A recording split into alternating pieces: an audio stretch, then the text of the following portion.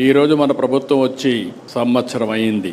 ఏడాది పాలన నిర్ణయాలు, కార్యక్రమాలని, పథకాలని, పనుల్ని, విజయాల్ని ప్రజల్లోకి తీసుకెళ్లేందుకు సుపరిపాలన తొలి అడుగు మొన్నే తలపెట్టాం.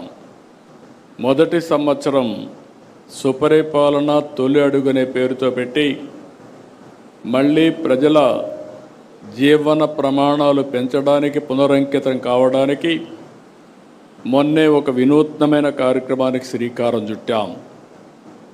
ప్రజాప్రతినిధులు, అధికార యంత్రాంగం ఇద్దరు కూడా దగ్గర 2000 మందితో ఒక కార్యక్రమానికి శ్రీకారం చుట్టి ఈ సంవత్సరం ఏం చేశాం, రాబోయే సంవత్సరం ఏం చేయాలి, 5 సంవత్సరాల్లో మనం ఏం చేయబోతున్నాం, 2047కి రాష్ట్రాన్ని ఏ విధంగా ముందుకు తీసుకుపోతామో ఒక నిర్దిష్టమైనటువంటి టార్గెట్స్తో ఆ కార్యక్రమంలో చర్చించాం.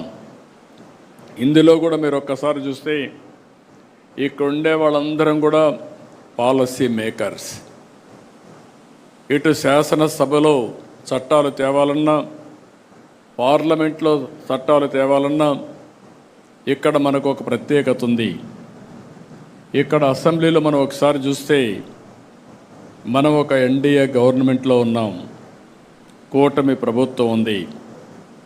ఈ కూటమి ప్రభుత్వంలో మెయిన్ పార్టీ తెలుగుదేశం పార్టీ, ఇంకొక పక్క జనసేన, అదే మరిగా బీజేపీ ముగ్గురం కూడా ఉన్నాం.